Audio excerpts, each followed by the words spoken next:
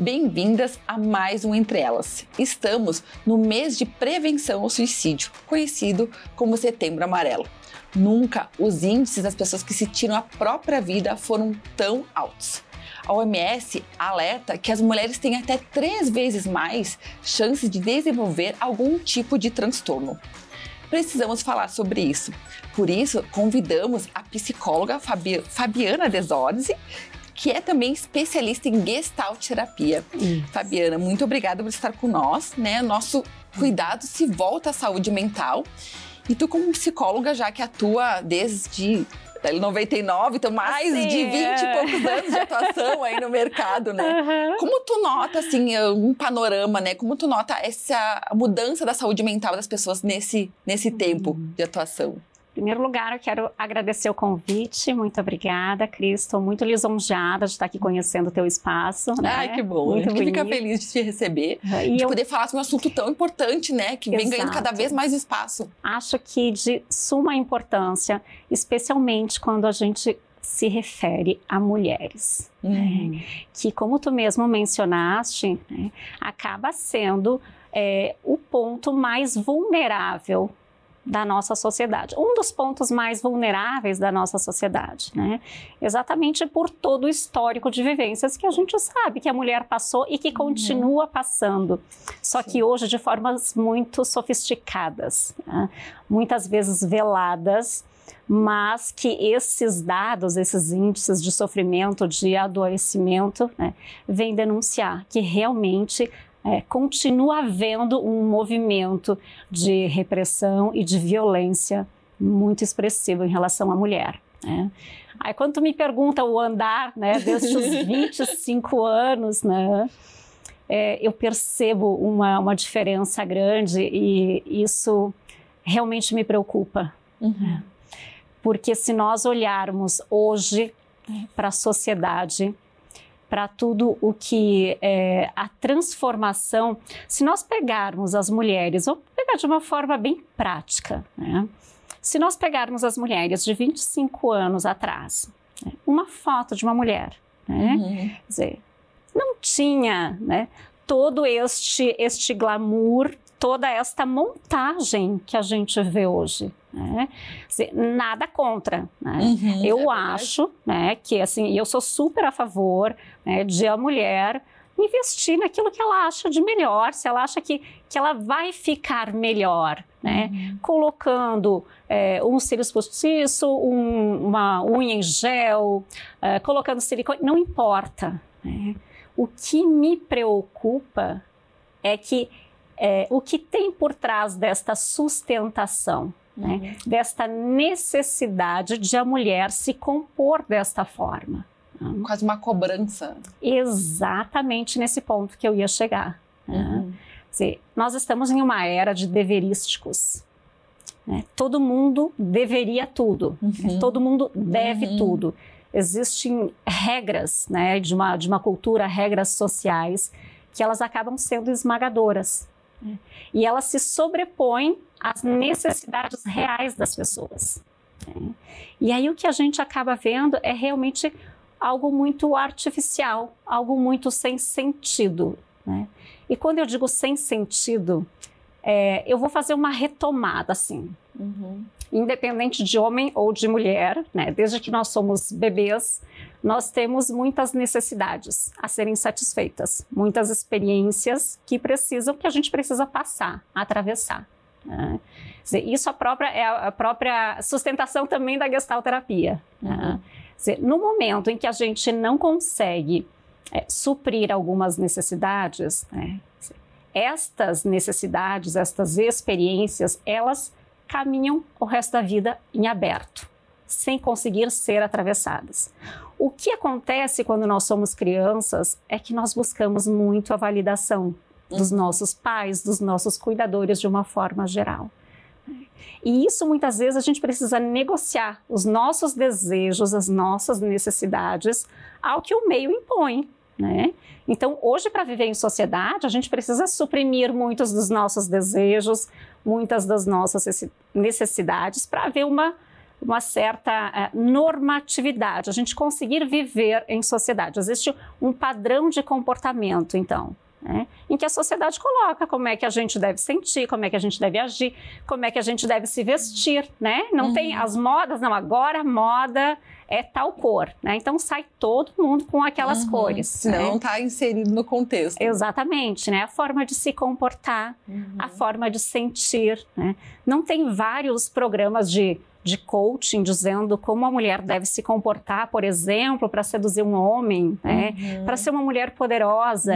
Então são uma porção de deverísticos, né? E que a mulher vem sobrepondo para além do que ela realmente necessita. Então não é apenas um compor algo que ela gostaria, que ela se acharia mais bonita, mas é algo que ela acredita que se ela não tiver, ela não vai ter esta potência feminina. Porque hoje o que se vende é uma potência feminina, né? É o poder do feminino. É o quanto a mulher precisa ser poderosa. E isso é preocupante, né? Porque às vezes ela não pode ser exatamente o que ela é. Ela tem que ser alguma coisa, né? Então tem uma cobrança, né? Até às vezes velada, eu acho, porque não é uma coisa que se fale sobre isso. E ela, por estar inserida nisso, nem nota dessa cobrança que ela tem. Eu acho como ela vai entrando, assim, nesses... né, fazer algum procedimento estético ou adotar algum comportamento que não condiz com o que ela pensa, ela, por estar inserida dentro disso, nem se nota. Eu acho que é isso que faz a nossa saúde mental, às vezes, né, porque a gente está indo contra nossa essência. Exatamente, é uma ditadura da beleza, né? É uma ditadura da beleza, é uma busca desenfreada por likes na internet, né? Quer dizer, se eu tiver muitos likes, não, eu tô por cima. Mas se eu não tiver muitos likes, nossa, né? Então eu realmente não tive a validação. Né? Quer dizer, e a gente está neste movimento, todos nós estamos neste movimento. Né? A validação da infância segue na vida adulta no outro, então a gente precisa ser validado pelo outro. Exatamente, procurando um suporte externo ao invés de um autoapoio. Perfeito, Cris. E aí entra as redes sociais, né? Porque as redes sociais são vazias. Exato. Nesse sentido, né? Pelo menos. Né? Porque às vezes a validação que vem do outro pelas redes, né? Que a gente busca tanto, também não é aquilo que realmente vai fazer a diferença na nossa vida. Eu acho que é isso. Mais ou menos, né, Fabiana? Depois sim, exatamente. Quando a gente olha, né, as redes sociais, a gente vê o quê? A gente vê todo mundo produzido, as mulheres cheias de filtro, né? Quem é que não tem um filtro no seu celular? Eu tenho. Não é? Mas é uma maquiagemzinha aqui, ali, porque a gente quer postar o quê? O lado bonito da gente. Ninguém quer postar o lado feio. Ninguém quer mostrar aquele lado, que é o que a gente acorda de manhã cedo, como eu fui levar minha filha hoje de manhã na escola, e eu saí assim, de qualquer jeito. Pensa a pessoa, né, que nunca anda de tênis, botei um tênis, não pentei o cabelo, porque afinal de contas eu ia no instituto mesmo, né? E quando eu entro no elevador, tinha um vizinho, eu digo... Gente, eu devia ter pelo menos penteado o cabelo. Quer dizer, isso a gente não posta na internet. Sim, não. Né? Quer dizer, e eu falo aqui, né, exatamente para a gente poder quebrar um pouco disso, né, dessa ideia, dessa cobrança, autoexigência que as mulheres têm de ter que estar bem o tempo inteiro, de ter que estar linda o tempo inteiro. Ninguém acorda linda o tempo inteiro. Se acordar linda o tempo inteiro, é porque está bastante montada, né? Quer dizer, e aí isso também gera um esforço e não é natural. Não é natural. E várias vezes, quando já aconteceu assim, comigo pelo menos, de quando eu me dou conta que eu tô meio que refém daquilo, né? Que precisa né, de uma curtida, de ser vista assim lá na internet. Se for sair disso, eu vou sair das redes sociais. Mas a gente não tem como. Eu acredito hoje em dia que as redes sociais são uma ferramenta importante, né? Embora a gente fique um pouco refém delas. Então, talvez ter um equilíbrio, uma forma de usar que seja benéfica para a pessoa também. Não só ficar assim, tão buscando coisas lá que talvez encontre na pessoa. Isso. Essa busca desenfreada, né? Por validação, por esse suporte externo, exatamente isso. Se eu tiver likes, se eu não tiver likes, né? Eu, por exemplo, eu estruturo a minha página do Instagram como uma forma de quê? de vitrine para mostrar o meu trabalho. Grande parte dos meus pacientes, das pessoas que me seguem, elas não se sentem obrigadas a curtir. Elas simplesmente olham o material, muitas vezes a gente comenta no próprio consultório, comenta numa roda de amigas, quer dizer, isso não vai me fazer melhor ou pior profissional pelo número de likes que eu tenho. Mas isso as pessoas precisam talvez internalizar isso. As pessoas precisam ter um filtro interno quando olham uma rede social de que aquilo que elas estão vendo nem sempre é a vida da pessoa, é o que aquela pessoa quer mostrar. É diferente. Todo mundo vai mostrar o quê? Mostram pratos bonitos, restaurantes sofisticados, né? O restaurante da hora, né? A roupa da hora, a viagem da hora, né? Quer dizer, todo mundo quer ser da hora e é isso que vai mostrar. Então, quando a gente olha para a rede social, a gente precisa ter muito claro, fazer um discernimento, porque algumas pessoas acabam fazendo um comparativo, um paralelo, né? Especialmente as mulheres, né? Quer dizer, o que eu vou fazer, né? Em que lugar eu estou, né? Olhando para esta mulher maravilhosa. Nossa, ela deve acordar de manhã assim, linda, maravilhosa, né? E não é assim, né? E mesmo que seja, né, algo perto da perfeição, existem outros atravessamentos que não a tornam melhor nem pior do que outras pessoas. Ou seja, a vida real existe para todo mundo, né? Para todo mundo. A questão é que algumas mulheres, elas acabam se diminuindo. Sim. É uma autoestima baixa, isso afeta a saúde mental, isso... Eu sei já que a autoestima do homem, eu já li assim, pesquisas que a autoestima do homem é bem maior que de uma mulher que é linda. Um homem médico perto de uma mulher linda, a autoestima dele vai ser sempre mais elevada que a da mulher, né? Existe isso? Eu acho que sim. Se a gente olhar para a própria questão do patriarcado, né? Quer dizer, que é algo que é sufocante para a mulher. Né? Quer dizer, a mulher vem tentando ocupar um espaço que geralmente sempre foi ocupado por homens. E assim, ela vem levando porrada de todos os lados. A gente sabe que na política, pelo menos, é assim, né? Seja na política, seja em uma empresa, né? Quer dizer, hoje o salário de uma mulher, né, mesmo ocupando o mesmo cargo de um homem, não é igual.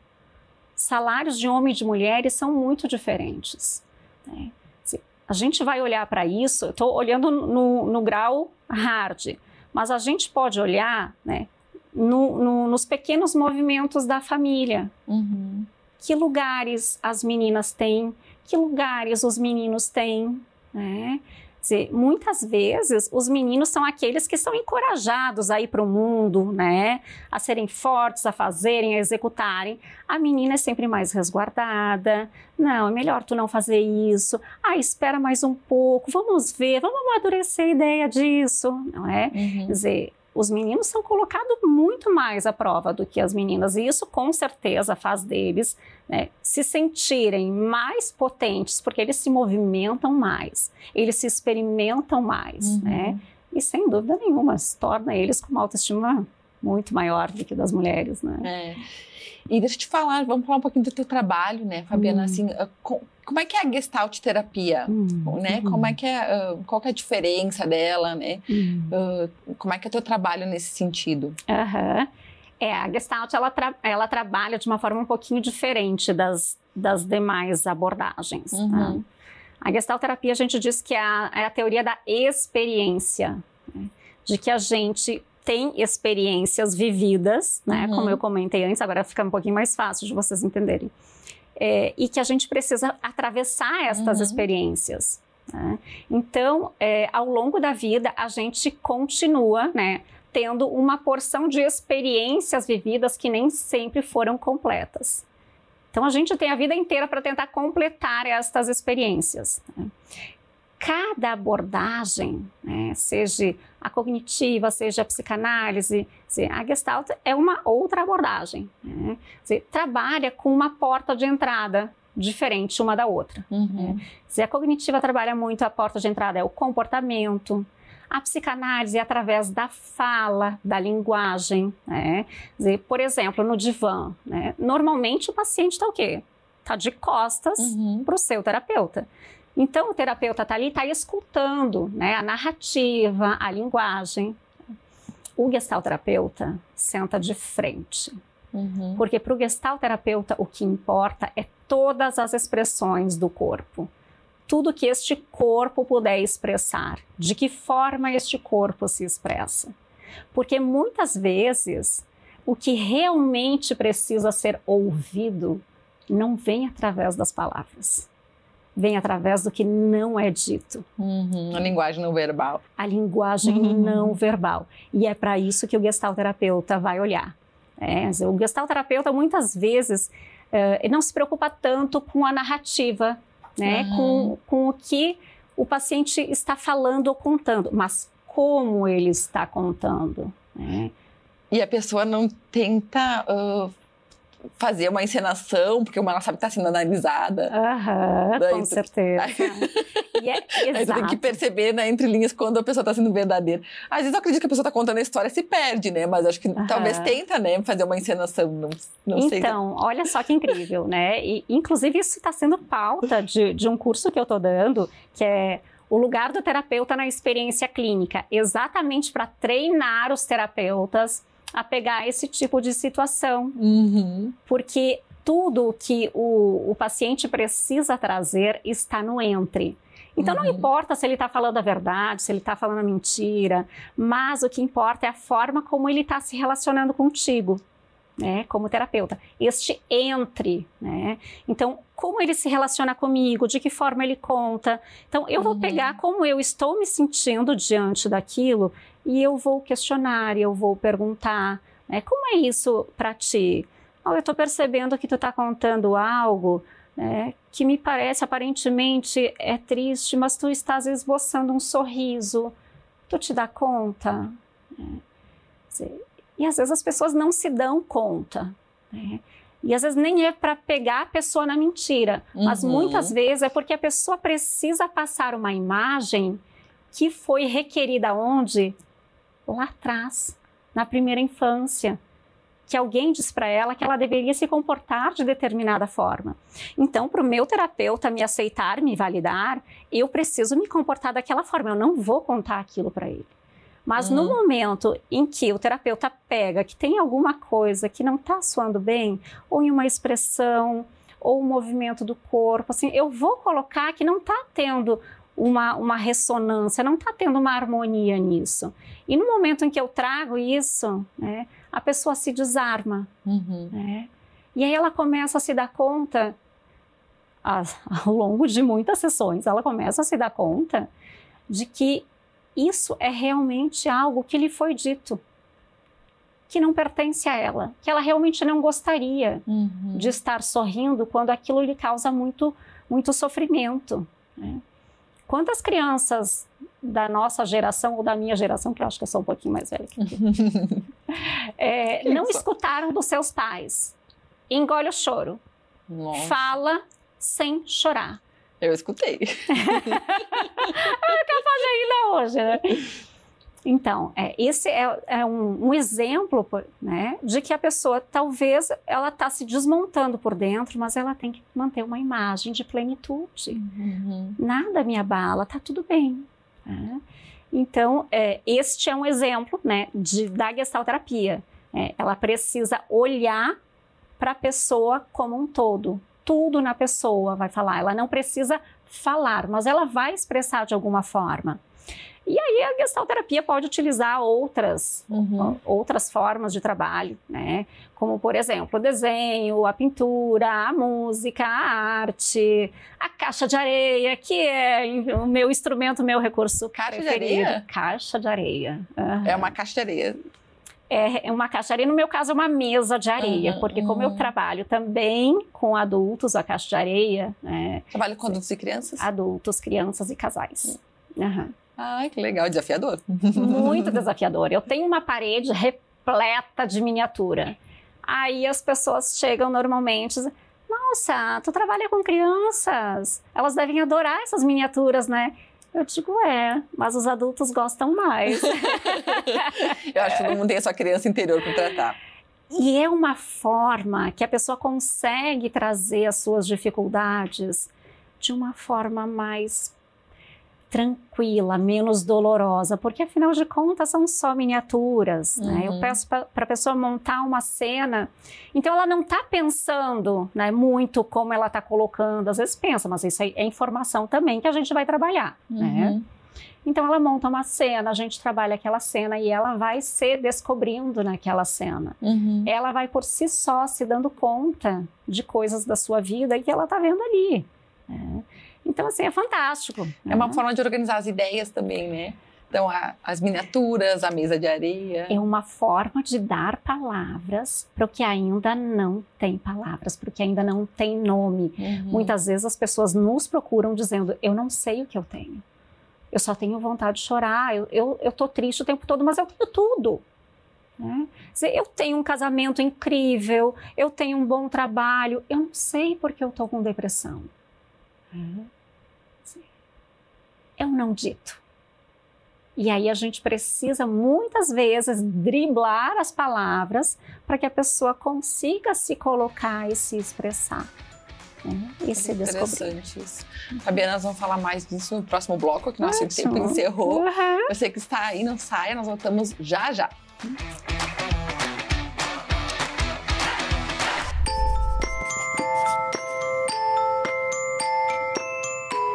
A gente anda olhando para baixo, achando que tá seguindo um caminho que foi escrito para nossa história, como se ele fosse o único a ser seguido. Então a gente tropeça, cai, rala os joelhos. Esfera de mil formas. Cair não é uma escolha. Levantar não é fácil. Às vezes a ajuda não vem, ou não vem quando queríamos, ou não vem como queríamos, ou não vem de quem queríamos. Mas é importante pedi-la. É importante tentar. Quando a gente consegue, pelo menos, olhar para cima, percebe que existem muitos outros caminhos, que a vida vai muito além daquela queda, que a vida vai muito além do agora.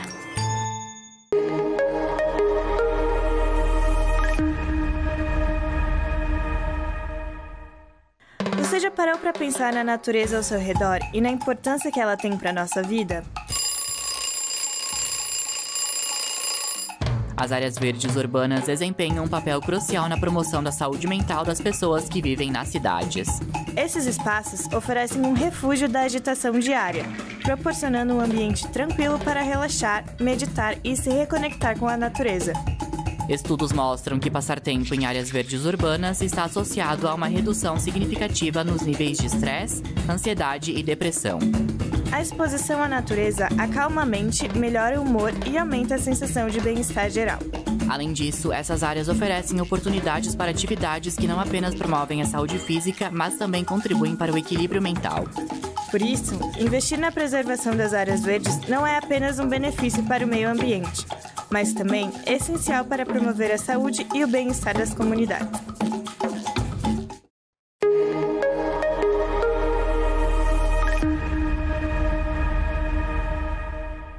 Acolher, receber alguém, aceitar algo, dar ouvido, levar em consideração, admitir alguém em seu convívio, abrigar-se, refugiar-se, atender, escutar, ouvir.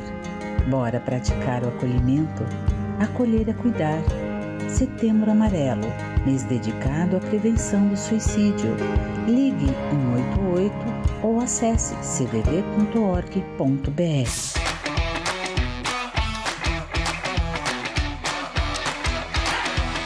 De volta com o programa Entre Elas, nessa edição falando sobre saúde mental feminina. Eu estou aqui com a psicóloga Fabiana Desorzi, que também é especialista em Gestalt terapia. E a gente estava falando no primeiro bloco uma coisa que até me chamou a atenção, e eu acho que a gente pode começar esse segundo bloco resgatando, né?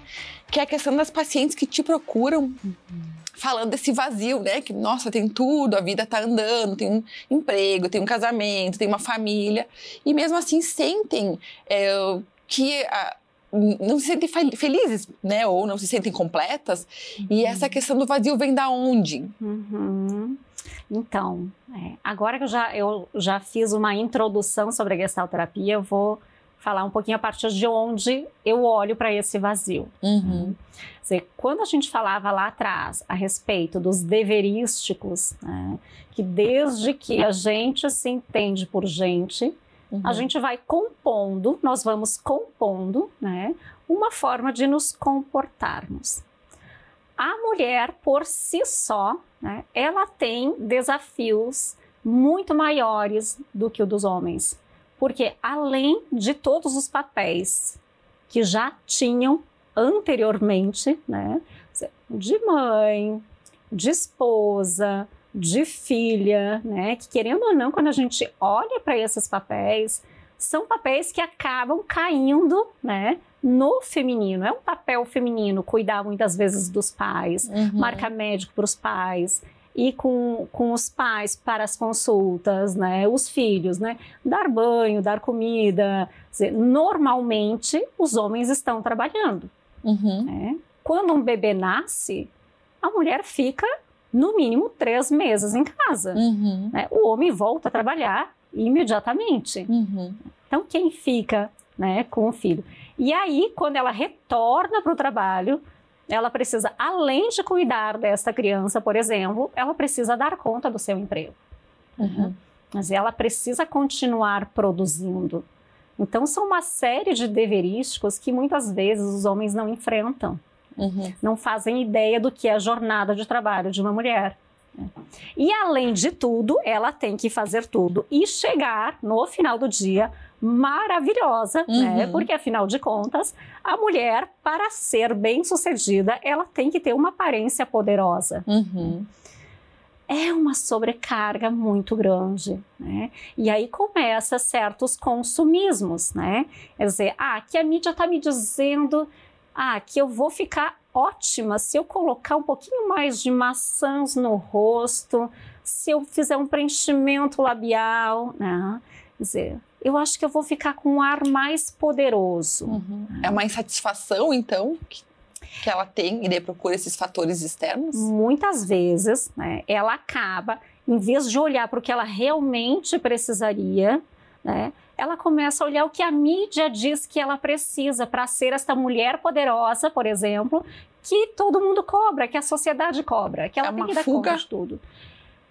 Eu diria que é um apoio externo, não chega a ser uma fuga, eu vou dizer um desvio daquilo que realmente é importante para ela. E no momento em que ela começa a trocar, aí o que eu digo, das suas necessidades reais e dominantes, né, ela começa a focar no que a mídia, a sociedade está dizendo que é importante para ela ter. No momento em que ela se distancia do que realmente é importante para ela, ela começa a perder o sentido. A gente só produz sentido a partir daquilo que parte das nossas necessidades. Né? Olha só, tem uma autora chamada Bia Cardella, né, que ela diz assim, que a gente constrói a nossa vida pautada nos furos do berço. Quer dizer, os furos do berço que os nossos pais não conseguiram tapar.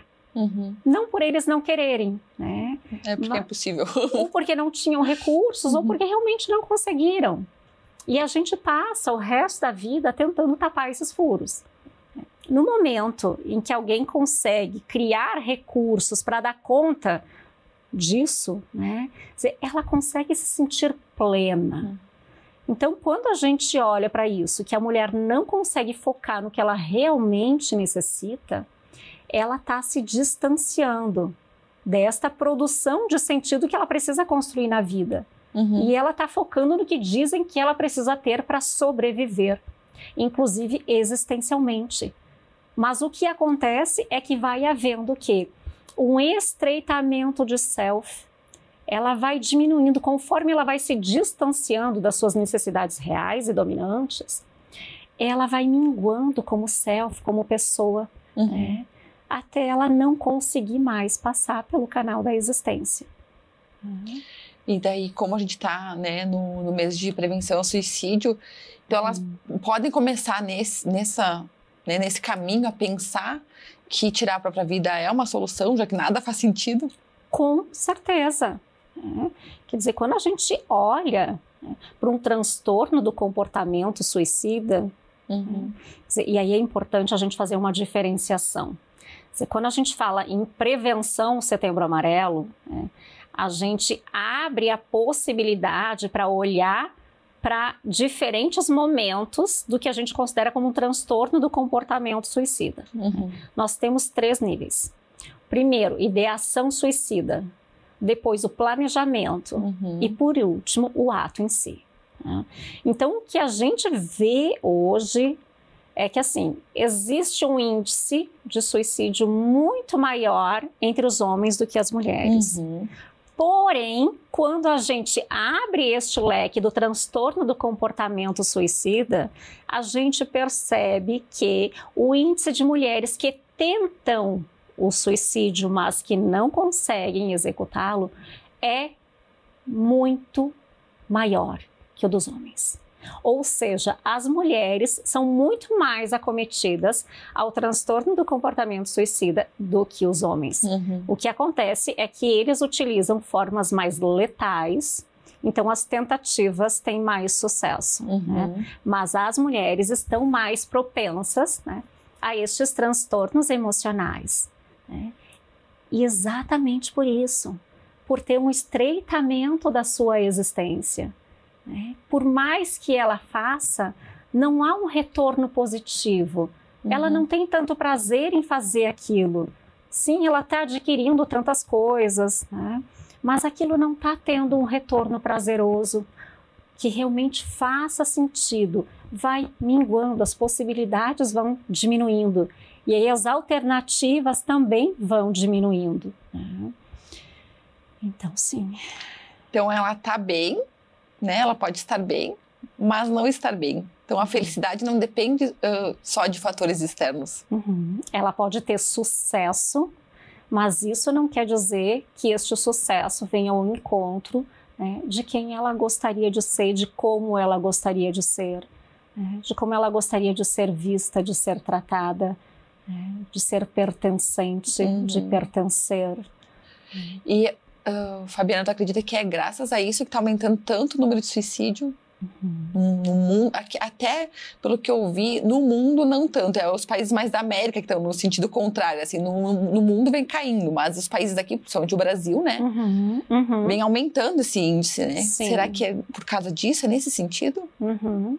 Sim, exceto alguns países como alguns lugares como Sri Lanka, como China, por exemplo, que até tem um bom desenvolvimento, porém o índice de mulheres tem um nível elevado também de suicídio, a gente vai perceber que os países com menos condições, como o caso do Brasil, por exemplo, realmente é mais acometido.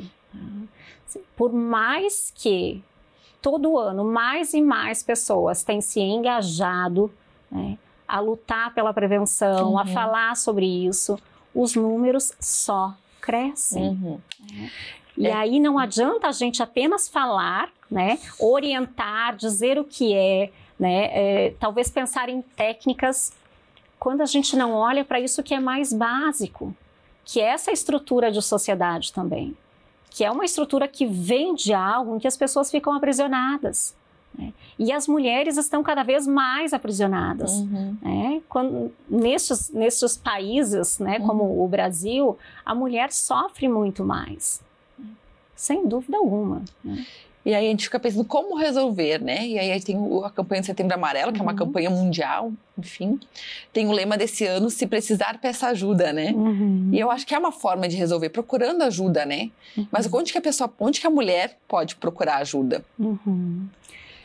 Aí a gente tem como procurar ajuda, porque às vezes, a gente se sente sozinha, Diz a gente nasce sozinha, mas às vezes precisa de ajuda, E aonde que vai conseguir essa ajuda que precisa naquele momento difícil que os pensamentos negativos estão tomando conta dela? Num primeiro momento a gente sempre pensa, busca terapia, isso vai te ajudar. Mas hoje, se nós pensarmos quem consegue acessar a psicoterapia, acaba sendo mais um lugar muito elitizado. Porque o psicoterapeuta, para conseguir se desenvolver como profissional e receber as pessoas, né, e conseguir de fato ajudar, precisa investir em cursos, em treinamentos, em supervisão, na sua própria terapia. E acaba realmente não sendo um processo muito barato. Então, infelizmente, né, nem todas as pessoas conseguem ter este acesso. Nós temos uns canais, como o CVV, por exemplo, né? Se tu escrever lá no Google, suicídio, quando ele detecta a palavra suicídio, ele já te pergunta, né, se tu está precisando de ajuda, números de contato, onde você pode conseguir ajuda. Quer dizer, existem alguns canais, né, e que talvez possam dar esse embasamento, mas algo voltado para a mulher ainda não existe. Ao menos que eu conheça, né, de pensar, talvez, em movimentos governamentais que olhem para essa estrutura de sociedade que precisa urgentemente ser ajudada. Isso, infelizmente, eu desconheço. E se nós pensarmos em toda essa estrutura, de uma forma ampla, não são só as mulheres que estão sofrendo. Quer dizer, os homens com essa masculinidade tóxica também. Né? Quer dizer, os homens, eles também estão sendo acometidos. Sim. Se a gente for olhar, e aí eu sei que isso dá um outro programa, tá? Só vou citar aqui. Mas se nós olharmos para os índices de disfunção erétil, isso nada mais é do que, né, um sintoma. E que não tem muitas vezes a ver com questões físicas e orgânicas, porque existem muitos medicamentos e que os homens têm acesso aos medicamentos e às vezes nem os medicamentos dão conta. Ou seja, é algo que vai para além de um corpo, né? Então, é algo que precisa ser visto, que precisa ser olhado de uma forma mais urgente. Eu acho que precisa ser pensado em programas que desenvolvam espaços, né, em que estas mulheres precisam ser vistas. E talvez entendidas melhor, né? É uma forma de compreender melhor a situação de uma mulher. Às vezes tem que ter esse conhecimento para poder ajudar alguém, né? Isso aqui, o que eu acho que me chama atenção é que as pessoas estão rodeadas de amigos, de família, e nesse momento elas não conseguem pensar em recorrer a um familiar, algum amigo, ou, né? Elas têm que procurar uma ajuda, assim, no CVV, né? Por que isso? As pessoas estão mais individualistas? Então, olha só. Talvez as pessoas estejam mais autossuficientes. Eu não posso precisar de ninguém. A mulher, principalmente, eu tenho que dar conta de tudo. Se eu sou, entre aspas, uma mãe de família, né? Quer dizer, meu marido depende de mim, os meus filhos dependem de mim, os meus pais dependem de mim. Como eu vou mostrar o meu lado vulnerável? Eu não vou mostrar. Eu vou sufocar. Eu vou dar conta. Eu vou dar conta. Eu vou dar conta disso também. Só que nesta vida, todos, por mais fortalecidos que sejam, em algum momento precisam de ajuda. Em algum momento não vão conseguir dar conta de tudo sozinho. Muito interessante isso, porque então às vezes a gente acha que pode ter muitas pessoas, mas nesse momento talvez a gente não precise dessas pessoas, a gente precisa de alguém que nos olhe sem julgamento, porque talvez vai ser julgada, né? Nossa, ela tá fraca, vai falar. Então ela não quer mostrar essa vulnerabilidade. É difícil mostrar essa vulnerabilidade quando eu tenho que manter um papel de potência. Então é poder... Somente a mulher. Exatamente. Poder criar, né, e disponibilizar esse espaço para a mulher, né, para que ela possa ser ajudada também, olhada e vista também. E eu acho que também, se perceber que a pessoa precisa de ajuda, também as outras pessoas, uma pessoa que talvez esteja melhor, poder notar isso, né? Que às vezes também a gente se sente sozinha, porque ninguém nota que tá triste, que tá mal. Então, às vezes, uma palavra de acolhimento, assim, tu não tá bem hoje, né? Eu notei que tu não tá bem hoje. Por quê? Pois é, Cris. Aí vamos pegar coisas bem simples.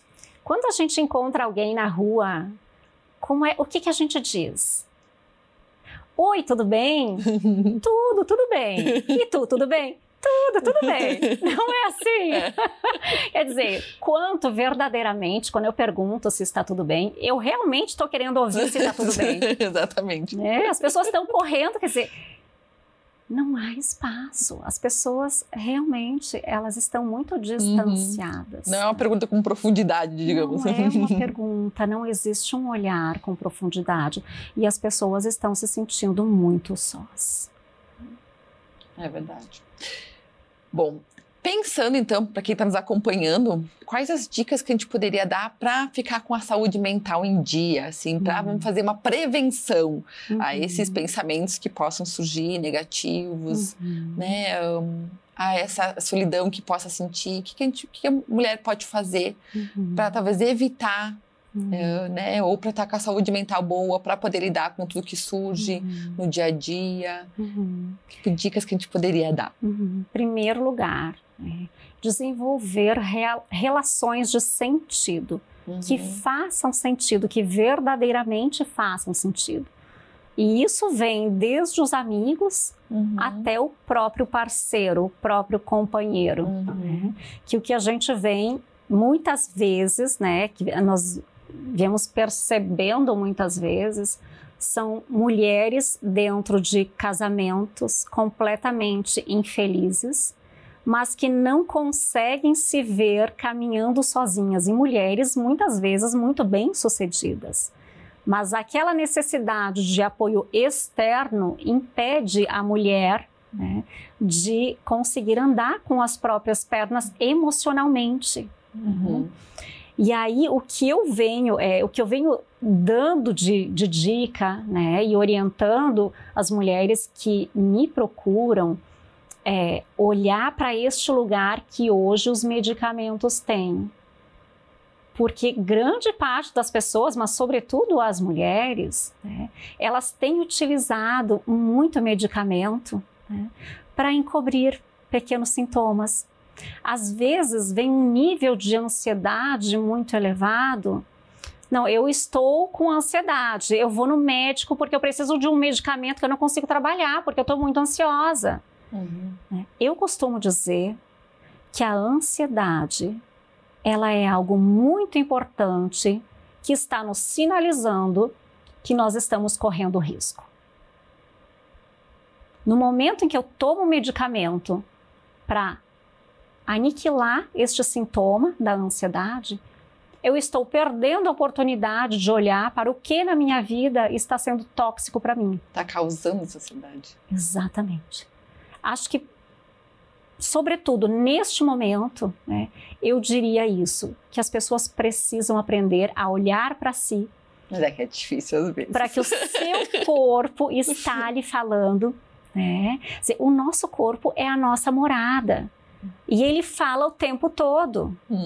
Aquilo que a nossa emoção não tiver voz ou expressão, o nosso corpo vai fazer. É uma dor de estômago, é uma ansiedade, é uma vontade de não sair de casa. Não, eu preciso tomar um medicamento porque eu tô ficando com depressão. Vamos olhar para o que teu corpo está te dizendo, o que está acontecendo na tua vida, que teu corpo está te trazendo esta mensagem. Eu acho que neste momento, fundamentalmente, em que medicamento está sendo solução para tudo, né, o que eu aconselharia é aprenda a ouvir o seu corpo. É que o medicamento é a saída mais fácil, às vezes é difícil a pessoa olhar. Não estamos no momento do imediatismo. Porque eu vou sofrer se eu posso tomar o medicamento? E me aliviar. E me aliviar tão rapidamente? Mas aí nós estamos tendo grandes tropeços. E grandes consequências disso, né? Bom, Fabiana, nosso tempo encerrou, infelizmente, porque nós teria muito mais coisas para te perguntar, fiz aqui uma relação, mas vai ter que ficar para um próximo programa. Com certeza, estou à disposição. Obrigada pela tua contribuição, por trazer tantas coisas importantes aqui hoje. Você que nos acompanhou também agradecemos muito essa audiência e até um próximo Entre Elas. Um abraço.